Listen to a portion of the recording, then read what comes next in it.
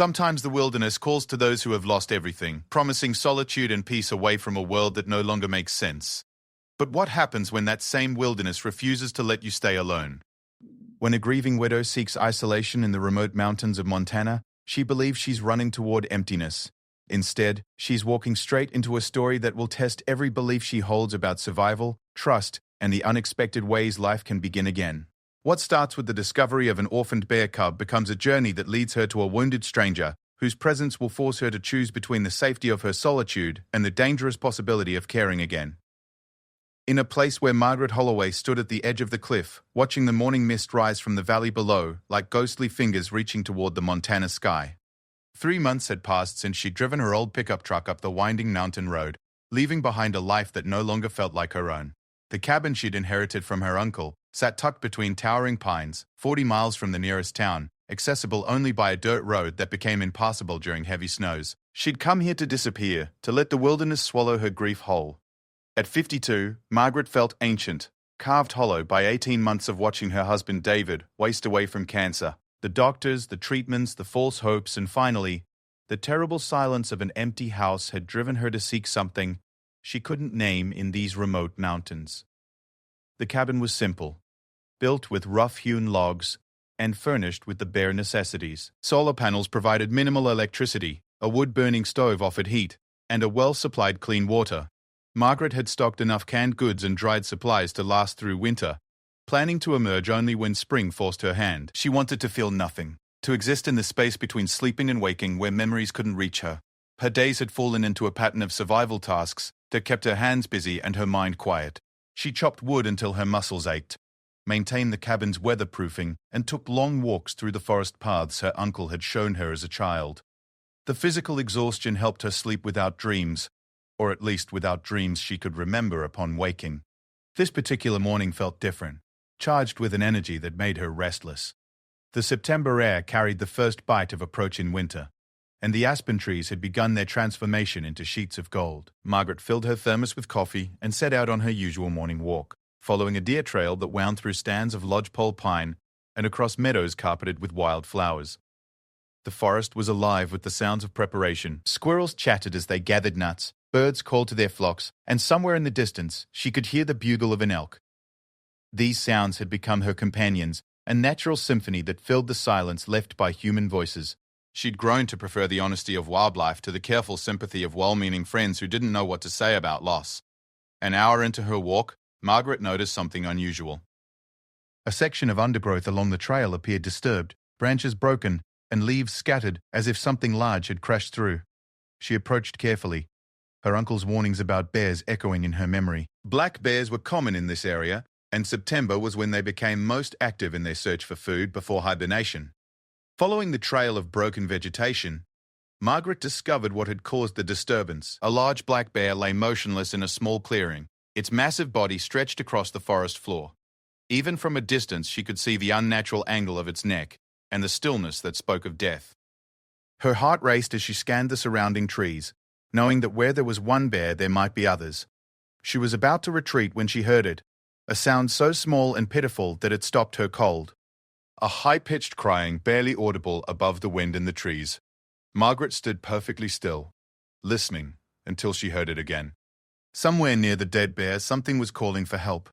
Against every instinct for self-preservation, Margaret crept closer to the fallen animal. The bear was a female, probably killed by a vehicle on the distant highway, and somehow making it this far into the forest before succumbing to her injuries. But the crying continued, and as Margaret circled the body at a safe distance, she discovered its source. Huddled against a fallen log 10 feet from its mother was the smallest bear cub Margaret had ever seen. It couldn't have been more than a few weeks old, its eyes barely open, and its black fur still carrying the soft fuzziness of infancy. The cub was trying to nurse from its dead mother, crying pitifully when it received no response. Margaret's first instinct was to back away. She knew enough about wildlife to understand that interfering with nature's processes was usually a mistake. The cub's survival was not her responsibility, and getting involved would only create problems she wasn't equipped to handle. But as she watched the tiny creature struggle against the reality of its abandonment, something inside her chest cracked open. She thought of David, how he'd looked so small in the hospital bed during those final weeks. reaching for her hand with the same desperate need she saw in the cub's movements. She thought of her own desperate calls into the void since his death, the way grief had made her feel, just as lost and helpless as this orphaned animal. Before she could talk herself out of it, Margaret was moving closer. The cub noticed her approach and let out a louder cry, but it was too weak to run.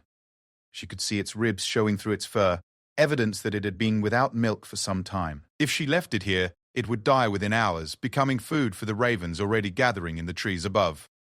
Margaret shrugged out of her jacket and approached the cub slowly, speaking in the soft tone she'd once used to calm frightened horses on her father's ranch.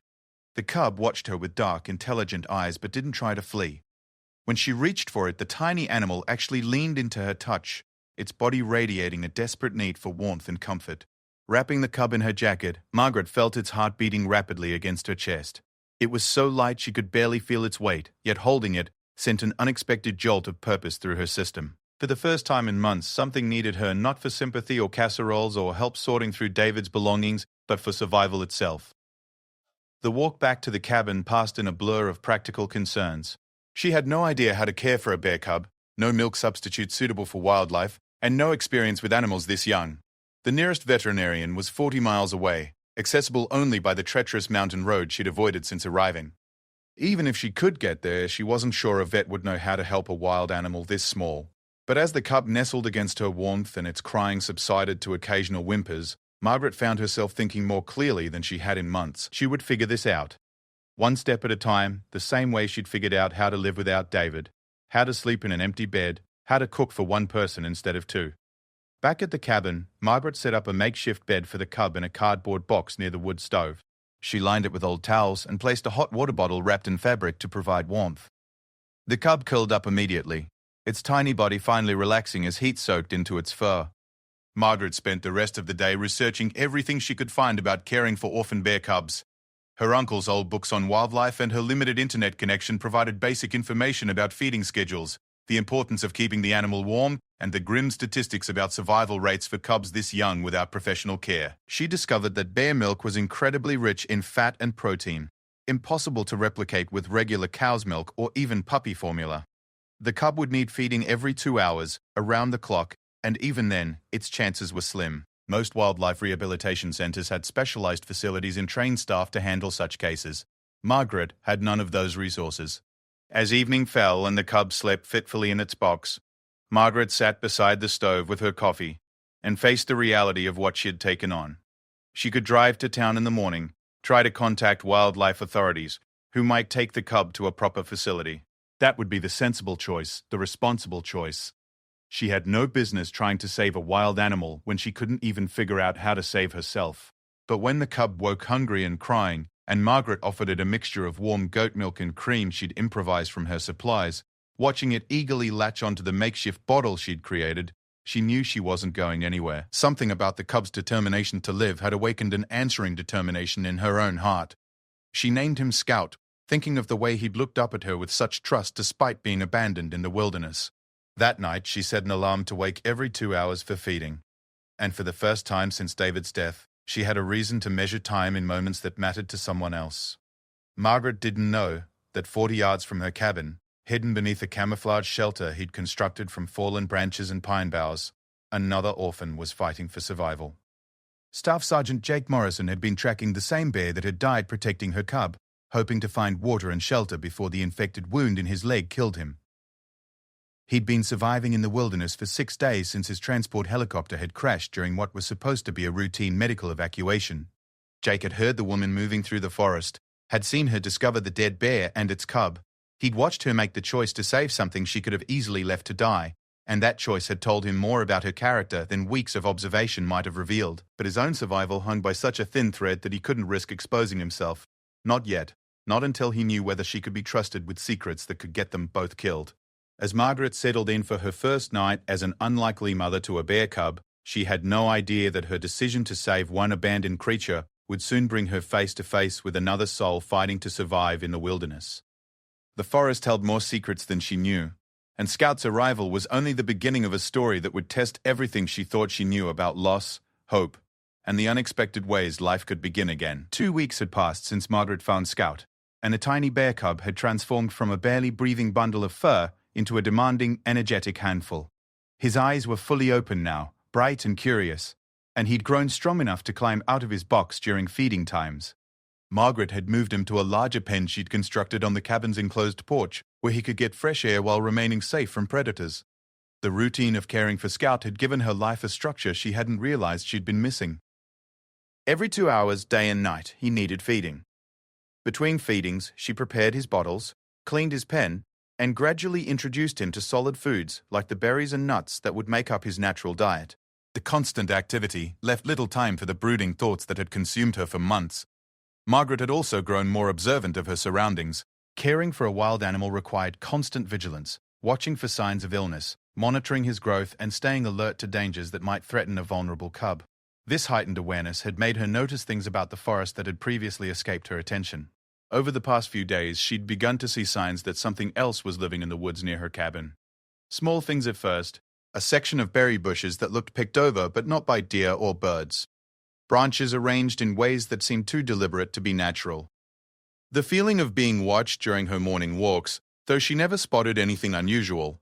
Her uncle had taught her to read the forest like a book, to understand the difference between the normal activities of wildlife and signs that something was disturbed or out of place. These signs felt different, purposeful in a way that made her increasingly uneasy. She'd begun carrying the old hunting rifle he'd left in the cabin, though she hoped she'd never need to use it.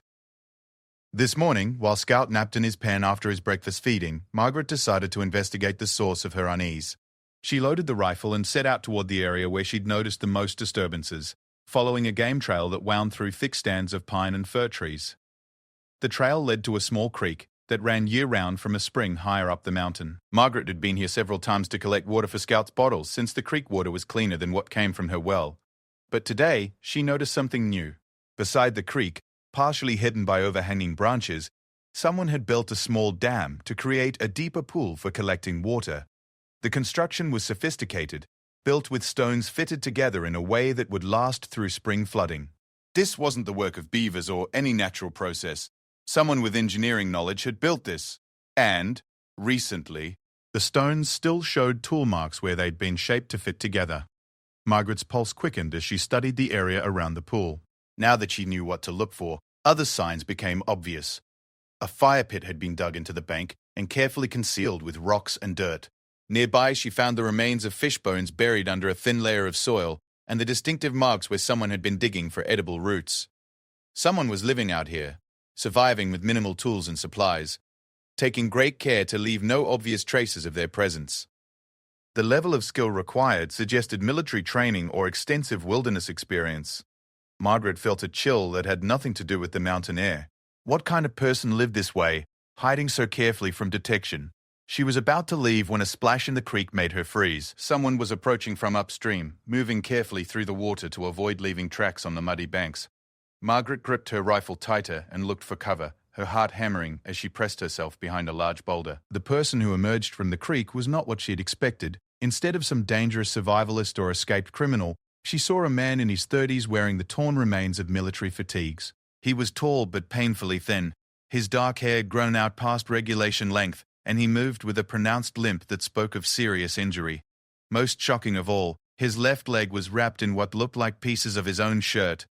And even from her hiding place, Margaret could see the dark stains that indicated infection. The man was clearly in bad shape, weak enough that he had to use a makeshift crutch carved from a tree branch to support his weight. Margaret watched as he knelt carefully beside the water pool, his movements slow and deliberate with exhaustion. He pulled a small metal cup from his pack and filled it with water, then sat heavily on a flat rock as if the simple effort had drained him completely. When he rolled up his makeshift bandages to examine his wound, Margaret had to suppress a gasp. The injury to his leg was severe, a deep gash that ran from just below his knee to his ankle. The edges were red and swollen with infection, and she could see that he'd been trying to clean and rebandage it with limited supplies. Without proper medical treatment, an infection like that would eventually spread through his bloodstream and kill him. The man's hand shook as he poured water over the wound, his jaw clenched against what must have been considerable pain. When he finished cleaning it as best he could with his limited supplies, he wrapped it again with strips of fabric that had clearly been washed and reused many times. Margaret found herself in an impossible situation. Everything about this man suggested he was a soldier, probably injured, in service to his country. But he was also hiding in the wilderness, avoiding contact with people who might help him. That suggested he was either AWOL from his unit or running from something that made seeking official help dangerous. Her rational mind told her to back away quietly and pretend she'd never seen him. She had enough to deal with caring for Scout without getting involved in whatever complicated situation had brought this man to her mountain. But as she watched him struggle to stand, saw the way his leg nearly buckled under his weight, she thought of the bear cub that would have died if she'd chosen the safe path 2 weeks ago. Before she could change her mind, Margaret stepped out from behind the boulder, her rifle held low but ready. The man's reaction was immediate and professional. Despite his obvious weakness, he rolled behind cover with surprising speed, and she caught a glimpse of a pistol in his hand before he disappeared from view. "I'm not going to hurt you," Margaret called out, her voice echoing off the trees. "I saw you treating that leg wound. You need proper medical supplies if you want to keep it from getting worse." Silence stretched between them, broken only by the sound of water running over stones. Margaret could feel him evaluating her, trying to decide if she represented a threat or an opportunity. She stayed perfectly still, letting him make the first move. "Lady, you need to walk away and forget you saw me," came a voice from the trees. The accent was southern, maybe Texas or Oklahoma. "I'm not looking for trouble, but I can't afford to have anyone know I'm here. That infection is going to kill you if you don't get help," Margaret replied. "I'm not military, not law enforcement, not anyone official. Just someone who knows something about treating wounds and has supplies you need." Another long pause, during which she could almost hear him thinking through his options. Finally, he spoke again, his voice weary with more than just physical exhaustion. "Why would you want to help someone you don't know anything about? Someone who might be dangerous?" Margaret thought about that question, surprised by how easily the answer came to her. "Because 2 weeks ago, I found an orphaned bear cub that was going to die if I didn't help it." Sometimes you don't help someone because you know they're good. You help them because leaving them to die would make you into someone you don't want to be. She heard movement in the underbrush, and after a moment, the man emerged from his hiding place. He kept his pistol holstered, but his hand rested on the grip, ready to draw if needed. Up close, she could see that despite his obvious exhaustion and injury, his eyes were sharp and alert. This was someone who'd been trained to assess threats and make quick decisions about survival. "Name's Jake Morrison," he said quietly. "Staff Sergeant, U.S. Army. At least I was until 6 days ago. Margaret Holloway. And before you ask, I'm not going to turn you in to anyone. But I am going to insist that you let me look at that leg before gangrene sets in and makes the decision for both of us." Jake studied her for a long moment, taking in her practical clothes, the confidence with which she held her rifle, and the directness of her gaze. Whatever he saw seemed to reassure him, because he nodded slowly. "All right, Mrs. Holloway." That this conversation doesn't leave these woods, no matter what you hear or what questions people might ask you later. Fair enough. My cabin's about 10 minutes through the trees. Think you can make it that far? Jake looked down at his leg, then back at her. "I've made it this far on a lot less help than you're offering. Lead the way." The walk to the cabin tested Jake's endurance to its limits. Margaret could see him struggling not to show weakness, his military training at war with his body's desperate need for rest and proper care. She set a slower pace than usual, stopping occasionally to check directions or point out interesting features of the landscape, giving him opportunities to rest without making it obvious. When they reached the cabin and Jake saw Scout playing in his pen on the porch, his expression shifted to something like amazement. "That's the cub from the dead bear by the highway," he said quietly. "I saw you find him, watched you decide to take him home instead of leaving him to die." Margaret stopped and stared at him. "You've been watching me?" "Not watching you specifically. Watching the area, trying to figure out if it was safe. Your cabin was the closest source of fresh water and shelter. I needed to know if you were someone who would report seeing a stranger in the woods. And what did you decide?" Jake's smile was tired but genuine. Anyone willing to save an orphaned bear cub probably isn't going to turn in a soldier who needs help. As Margaret led Jake into her cabin and began gathering medical supplies, she realized that her quiet retreat from the world was about to become much more complicated. Scout had brought her back from the edge of despair by giving her something to care about. Now Jake's arrival was about to challenge her in ways she couldn't yet imagine. Outside, the autumn wind moved through the trees with the promise of winter approaching. Margaret didn't know that Jake had been running from more than just a helicopter crash. that his presence would bring dangers she couldn't anticipate. She didn't know that saving his life would require courage she wasn't sure she possessed, or that the story beginning in her small mountain cabin would test everything she thought she knew about trust, survival, and the complicated nature of doing what's right. All she knew was that once again, someone who couldn't save himself had appeared in her path. And once again, she found herself choosing to help rather than walking away. As Scout chatted excitedly at the sight of a new person, and Jake sank gratefully into a chair beside her wood stove, Margaret began to understand that her time of hiding from the world was coming to an end. Margaret had seen enough injuries during her years as a volunteer EMT to recognize that Jake's leg wound was worse than anything she could properly treat in her cabin. The infection had spread beyond the original gash, creating red streaks that tracked up his calf toward his knee. His fever had spiked during the night, and despite her careful cleaning and bandaging, the wound continued to weep a fluid that told her his body was losing the fight against sepsis. "You need a hospital," she told him, as she changed his bandages for the third time in 12 hours. "This is beyond what antiseptic and antibiotics can handle. Without proper surgical cleaning and intravenous medication, you're going to die." Jake's jaw tightened as he looked down at his leg. Even through his fever, she could see him calculating odds and weighing options. "Can't do hospitals. The moment I show up in any medical facility, people start asking questions I can't answer." "What kind of questions?" Jake was quiet for so long that Margaret thought he wasn't going to answer. Scout had been fascinated by their injured visitor, climbing onto Jake's lap despite Margaret's concerns about wild animal behavior. The cub seemed to sense that Jake needed comfort, curling up against his chest and purring softly. "The kind that get people killed," Jake finally said, his hand moving automatically to pet Scout's fur. "The helicopter that brought me out here wasn't supposed to crash. It was supposed to deliver me to a safe house where I could disappear until certain people decided I wasn't a threat anymore." Margaret felt a chill that had nothing to do with the mountain morning. "What kind of threat?" "The kind that knows too much about things that never officially happened." Jake's eyes met hers, and she saw a weariness that went deeper than physical exhaustion. "I was part of a special operations unit that did work for people who don't exist in any organizational chart. We went places that weren't on any map and did things that never appeared in any official report. And now? Now some of those people decided that the war ending means loose ends need to be tied up. Soldiers who know where the bodies are buried have become liabilities instead of assets." Margaret sat back, processing what he was telling her. "You're saying someone in the military is trying to kill you?"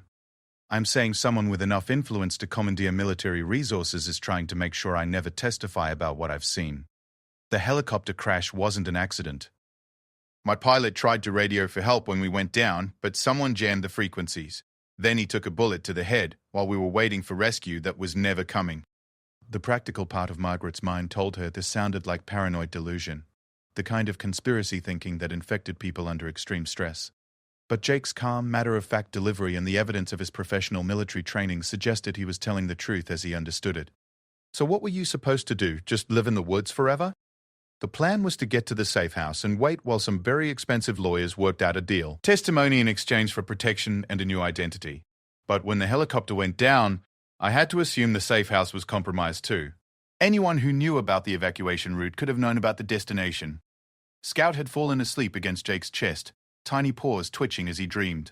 Margaret watched the soldier's careful movements as he adjusted his position to avoid disturbing the cub, noting how naturally he took responsibility for something vulnerable that depended on him. "What kind of testimony?" she asked quietly. Jake looked out the window toward the forest, his expression distant. "War crimes. American soldiers and contractors doing things that would make international headlines if they ever became public knowledge. Mass graves in places we were never supposed to be. Torture that went far beyond anything authorized by official policy. Money that disappeared into private accounts instead of reaching the people it was supposed to help. And you saw this? I participated in some of it, followed orders from people I trusted, did things I thought were necessary to protect American lives. It took me 2 years to realize that some of those orders came from people who were using the war to settle personal scores and line their own pockets." Margaret studied Jake's face, looking for signs of deception or mental instability.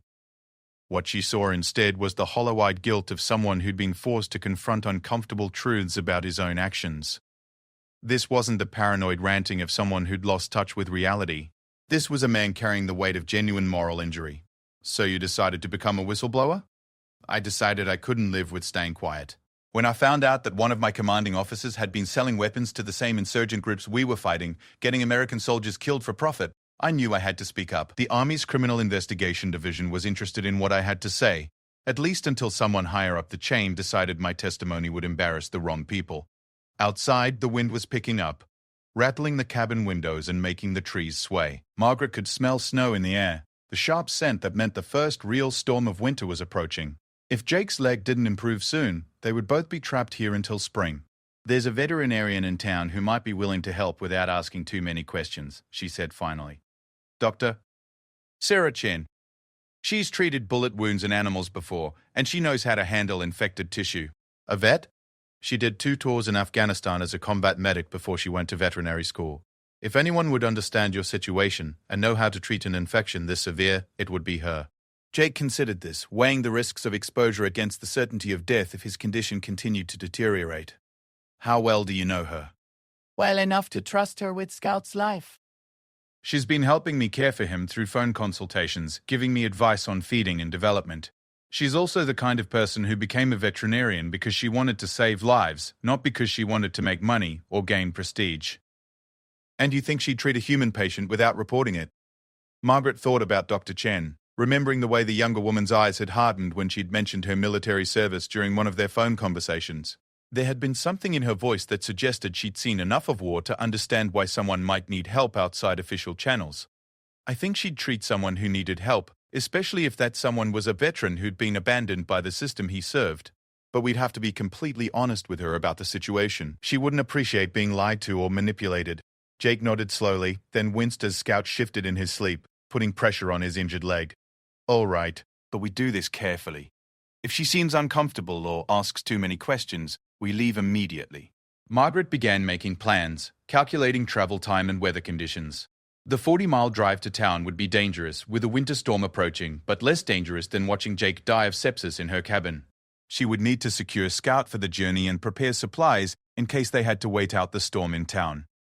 As she gathered medical supplies and prepared for the trip, Margaret found herself thinking about the strange turns her life had taken. 3 months ago, she'd been a suburban widow trying to figure out how to fill her empty days. Now she was harboring a fugitive soldier and preparing to transport an illegally kept bear cub to seek help from a veterinarian who might or might not be willing to treat a human patient. The irony wasn't lost on her that in trying to escape from life, she'd ended up more deeply involved in it than she'd been in years. Caring for Scout had awakened her maternal instincts, but helping Jake was tapping into something else entirely. This felt like the kind of moral choice that defined who you really were when everything safe and conventional was stripped away. Jake's fever broke just as she finished loading supplies into her truck, and for a moment, his eyes cleared completely. "Margaret, I need you to understand something. If the people looking for me figure out where I am, you'll be in danger too. They won't hesitate to eliminate anyone they see as a witness or accomplice." "Then we better make sure they don't find out," she replied, helping him to his feet.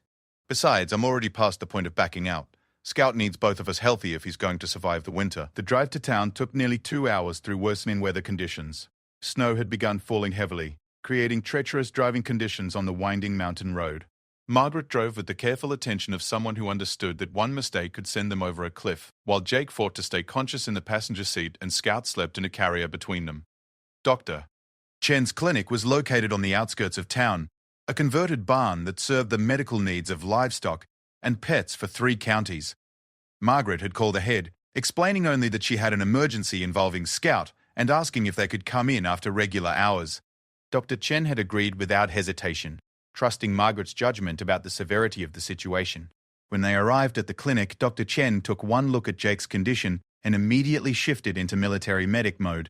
She asked no questions about why a human patient was being brought to a veterinary clinic, focusing instead on stabilizing his infection and cleaning his wound with professional precision. "This needs surgery," she told Margaret after examining Jake's leg. "The infection has created pockets of dead tissue that need to be removed surgically. I can do it here, but he'll need several days of recovery time and strong antibiotics." "Do it," Jake said quietly. "And doctor, thank you for not asking questions I can't answer." "Doctor," Chen's smile was grim. "I learned in Afghanistan that sometimes the right thing to do and the official thing to do aren't the same thing. Let's get you fixed up so you can get back to whatever fight you're fighting." As Margaret watched Dr. Chen prepare Jake for surgery in the veterinary operating room, she realized that her quiet mountain retreat had become the center of something much larger than her own grief. Scout's survival had led her to Jake.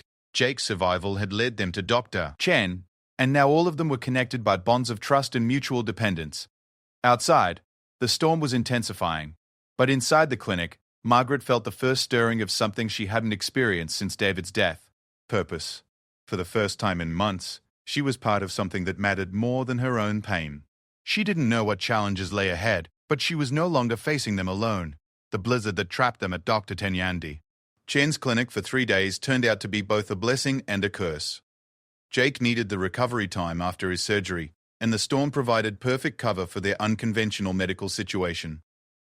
But on the third morning, as Margaret cleared snow from around the clinic's generator, she noticed fresh tire tracks in the parking area that hadn't been there the night before. Someone had visited the clinic during the storm, despite road conditions that should have made travel impossible. The tracks were deep and wide, suggesting a heavy vehicle with four-wheel drive. More concerning, they circled the building as if the driver had been surveying the property before parking and approaching on foot. Margaret felt a familiar chill of unease as she followed the footprints in the snow. They led to several windows around the clinic, including the one outside the room where Jake was recovering. Someone had been looking for something or someone specific, checking each room methodically. Inside, she found Dr. Ron. Chen cleaning surgical instruments with unusual intensity, her movements sharp and focused in a way that suggested controlled anxiety. "Sarah, did anyone come by last night? Dr." Chen's hands stilled for a moment before resuming their work. A man claiming to be from the State Veterinary Board said he was following up on reports of unusual animal care in the area. He was particularly interested in whether I'd treated any wildlife recently. Margaret felt her stomach drop. "What did you tell him?" "Nothing useful. I told him I treat farm animals and pets, period.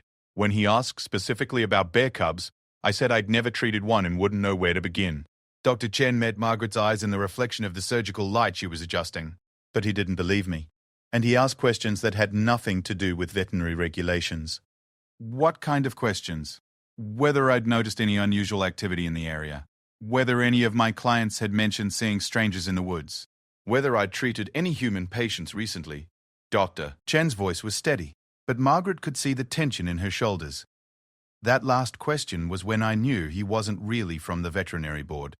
Margaret thought about the tire tracks, the systematic way whoever it was had surveyed the building. "Did he say he'd be back?"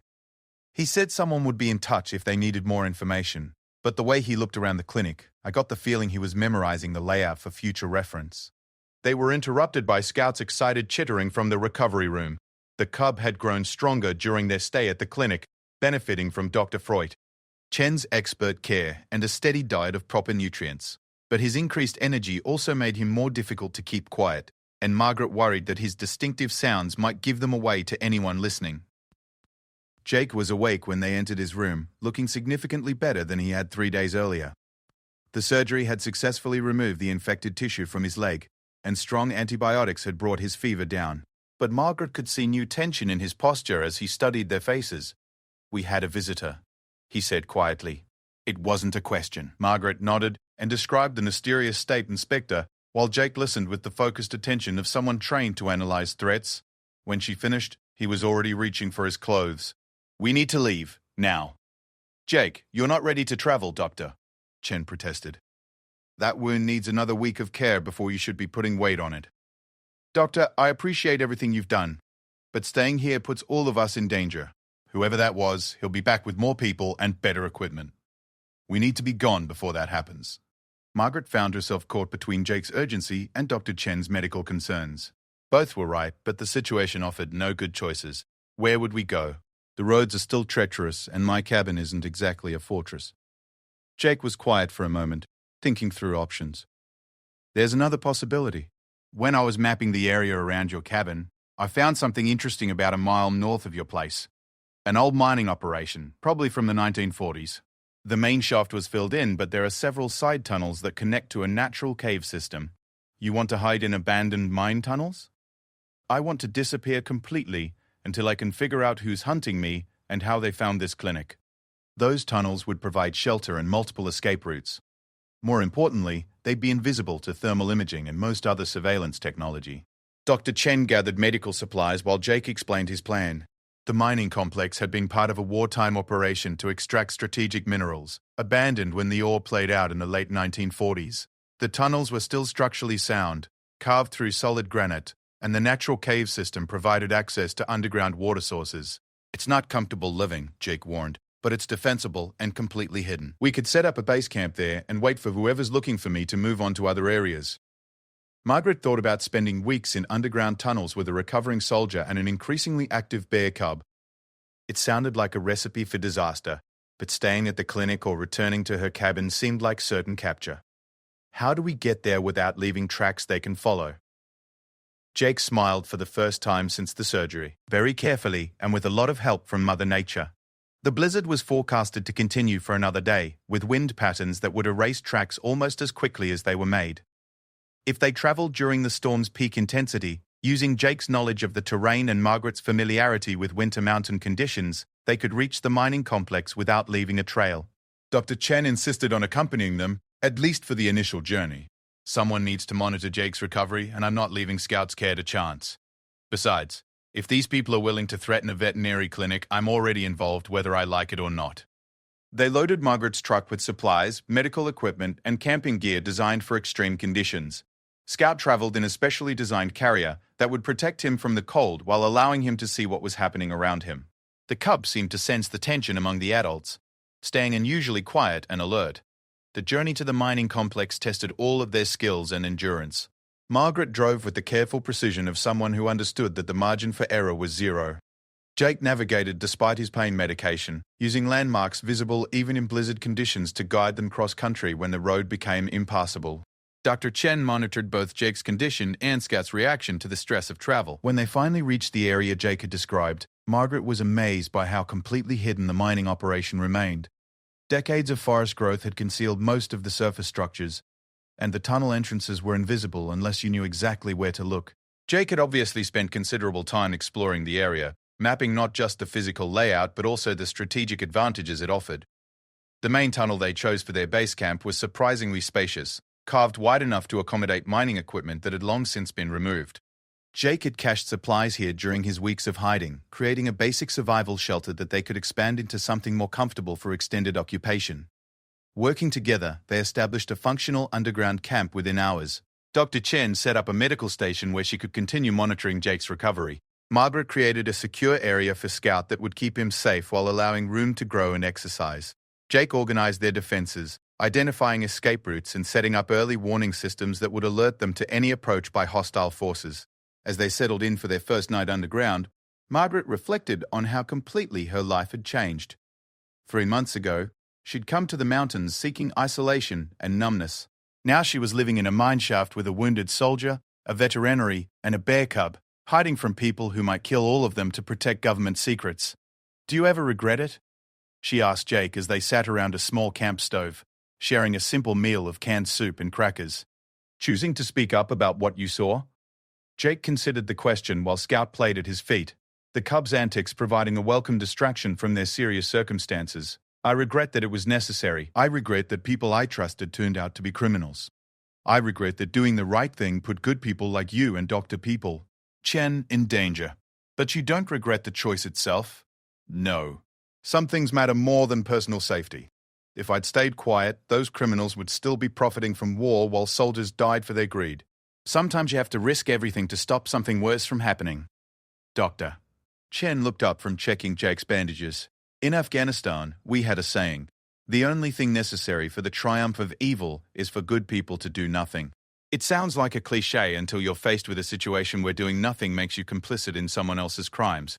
Margaret thought about her own recent choices, how saving Scout had led to helping Jake, which had led to involving Dr. Chen in something that could destroy all their lives. "I keep thinking about Scout's mother, how she died trying to protect her cub. Maybe that's what we're all doing, in our own way. Protecting something that matters more than our own safety." Outside, the storm continued to rage, masking their presence and erasing any trace of their passage. But Margaret knew that the weather wouldn't hide them forever. Eventually, they would have to face whatever forces were hunting Jake, and when their time came, they would need more than hiding places and underground tunnels to survive.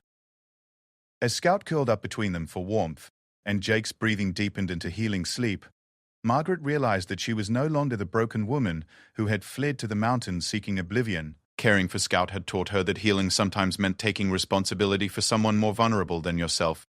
Helping Jake had shown her that real purpose came from standing up for something larger than your own pain. Tomorrow would bring new challenges, new dangers, and new choices about how far they were willing to go to protect each other and the principles they believed in.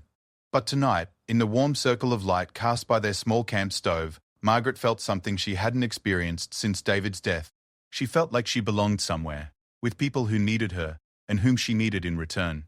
The widow who had sought isolation in the wilderness was gone, replaced by someone willing to risk everything for the family she had unexpectedly found. And as the storm outside began to diminish, Margaret prepared herself for whatever battles lay ahead. 6 weeks in the underground tunnels had transformed their makeshift refugee camp into something resembling a home. Jake's leg had healed completely under Dr. Chen's careful attention, and Scout had grown from a helpless cub into an energetic young bear who treated the tunnels as his personal playground. But the message that arrived with unexpected visitors on a crisp December morning would change everything. Margaret heard the approach first, the crunch of footsteps on frozen snow, echoing down the tunnel system that Jake had rigged as an early warning network. But instead of the heavy boots and urgent voices she'd learned to associate with danger, she heard familiar laughter and the unmistakable sound of her sister calling her name. Margaret! I know you're in there. Your truck's hidden behind those trees. And Dr. Chen left a note saying you'd explain everything. Margaret emerged from the tunnels to find her sister Linda standing in the clearing with 2 other people she didn't recognize. A woman in an expensive coat who carried herself with unmistakable authority, and an older man whose bearing suggested military background despite his civilian clothes. Linda, what are you doing here? And how did you find us? Her sister's smile was tired but relieved. Looking for you for the past month. When you didn't answer your phone and the post office said your mail was piling up, I got worried. Dr. Chen finally told me where to find you, but she said I needed to bring some friends who could explain why you've been hiding underground like some kind of survivalist. The woman in the expensive coat stepped forward, extending her hand. Margaret Holloway? I'm Jennifer Reeves, Deputy Director of the Defense Department's Inspector General Office. Dr. Chen contacted us about Staff Sergeant Morrison's situation, and we've been working to resolve his case. Jake appeared at the tunnel entrance, moving carefully but without the limp that had plagued him for months. His hand rested on his sidearm, but his posture suggested wariness rather than immediate threat. Ma'am, if you're here to arrest me, I'd appreciate if you'd let the civilians go first. They're not part of whatever crimes I'm supposed to have committed. The older man spoke for the first time, his voice carrying the authority of someone accustomed to command. Sergeant Morrison, I'm General William Hayes, and I'm here to tell you that you're not the one who's committed crimes. We've been investigating the allegations in your testimony, and what we've found has led to 14 arrests and ongoing criminal proceedings against some very highly placed individuals. Margaret felt the world shift around her as she processed what the general was saying. You mean Jake was right? Someone really was trying to kill him? Unfortunately, yes. The people Sergeant Morrison was prepared to testify against had significant resources and few scruples about eliminating threats to their operation. But their attempts to silence him only drew more attention to their activities. We've been building cases against them for months, and Sergeant Morrison's testimony was the final piece we needed. Jennifer Reeves opened a briefcase and pulled out several official documents. Sergeant Morrison, you've been cleared of all charges and recommended for commendation for your courage in exposing criminal activity within the military command structure. More importantly for your immediate situation, the people who were hunting you are now in federal custody. Jake's composure finally cracked, and Margaret saw years of tension leave his shoulders as he absorbed the news. Are you saying it's over? That I can stop hiding? It's over, General Hayes confirmed. You're free to resume your life with the thanks of a grateful nation for your service and your integrity. Scout chose that moment to emerge from the tunnels, having grown curious about the visitors' voices. His appearance prompted startled exclamations from both Linda and Jennifer Reeves, who clearly hadn't expected to encounter a half-grown bear cub in this remote mountain setting. And I suppose there's a story behind your unusual companion as well? General Hayes asked, his stern expression softening as Scout approached to investigate the newcomers with fearless curiosity. Margaret found herself laughing for the first time in months. Actually, Scout's the reason Jake and I met. If I hadn't found him orphaned in the forest, I would never have been alert enough to notice Jake hiding nearby. One rescue led to another, I suppose. Doctor Chen appeared from deeper in the tunnel system, carrying medical supplies and looking relieved to see their visitors. I hope you'll forgive the secrecy, but I couldn't take chances with their safety until I was sure about your identities. Too many people have been hurt already. Dr. Chen, your discretion in medical care probably saved Sergeant Morrison's life, Jennifer Reeves said. The Defense Department is prepared to provide compensation for your services and ensure that your veterinary practice doesn't suffer any negative consequences from your involvement. I appreciate that, but I didn't help them for money. Some things matter more than profit. As the group moved into the larger tunnel chamber that had served as their main living space, Margaret marveled at how normal their underground life had become. Jake's tactical preparations were evident everywhere, from the communication equipment to the carefully organized supplies. Dr. Chen's medical station occupied one corner, complete with equipment that could have supplied a small field hospital.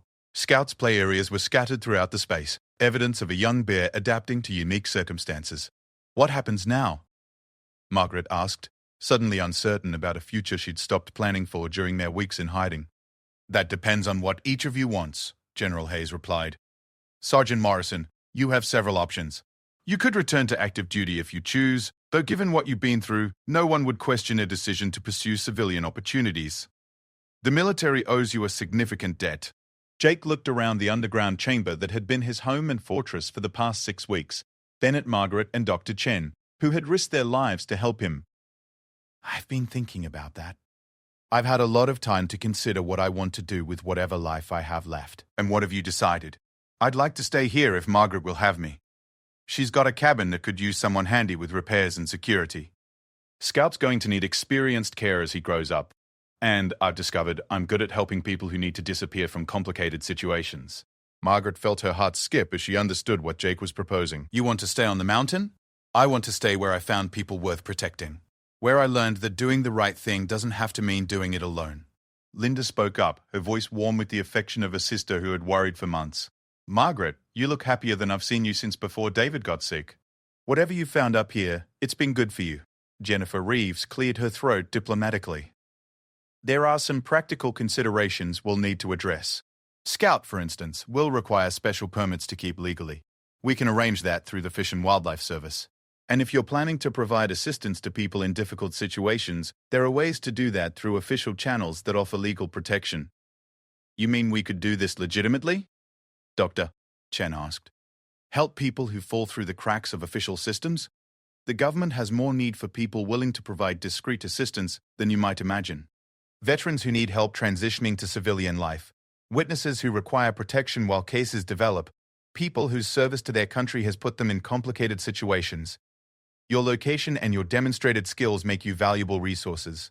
Margaret looked around at the people who had become her chosen family over the past months. Jake, whose courage and integrity had saved countless lives and nearly cost him his own.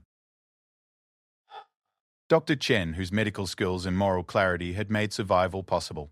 Scout, whose simple need for care had started the chain of events that brought them all together. Even Linda, whose persistence in searching for her sister had led to their rescue from an impossible situation. I have one condition, Margaret said finally. We do this together as a team. No one gets left behind. No one makes decisions that put the others at risk without consultation. We've learned to trust each other with our lives. I want to keep that. Jake's smile was the first completely relaxed expression she'd seen from him.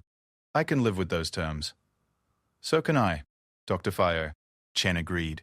Though I might need to expand my medical practice to include more human patients if we're going to make this official. General Hayes nodded approvingly. We'll arrange the paperwork and funding. Consider yourselves consultants to the Department of Defense, with all the benefits and protections that status provides. As they prepared to leave the underground tunnels for the last time, Margaret took a moment to look around the space that had sheltered them during their darkest weeks. The rough stone walls had witnessed conversations that revealed their deepest fears and strongest convictions.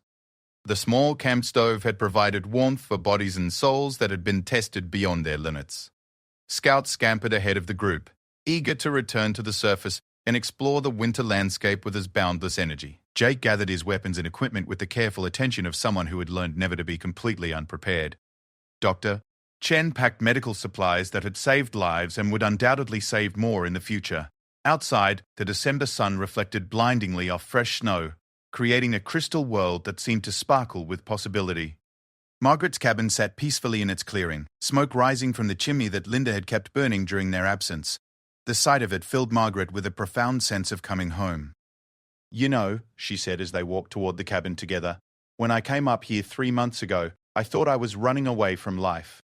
I was so tired of pain and loss and disappointment that I just wanted to disappear. What changed? Linda asked gently. Margaret looked at Scout, who was rolling in the snow with pure joy, then at Jake and Dr. Chen, who were discussing plans for improving the cabin's security and medical facilities. I learned that healing doesn't come from avoiding pain, it comes from finding something worth fighting for, that's bigger than your own hurt. Scout needed me to be strong enough to care for him. Jake needed me to be brave enough to trust him. Dr. Chen needed me to be loyal enough to stand by difficult choices. And what do you need? Jennifer Reeves asked, genuine curiosity in her voice. Margaret considered the question as they approached her front door, thinking about the weeks ahead when they would transform her uncle's simple cabin into a sanctuary for people who needed help that couldn't be found through official channels. I need to know that when people are lost in the wilderness, literally or figuratively, there's someone willing to help them find their way home. I need to be that person, along with these people who've become my family. That evening, as they sat around Margaret's wood stove sharing their first meal in the cabin since their underground exile began, Scout curled up between Jake and Margaret like he had every night for weeks. Dr. Chen checked her phone for messages from her veterinary practice, making plans to divide her time between official patients and their new unofficial mission.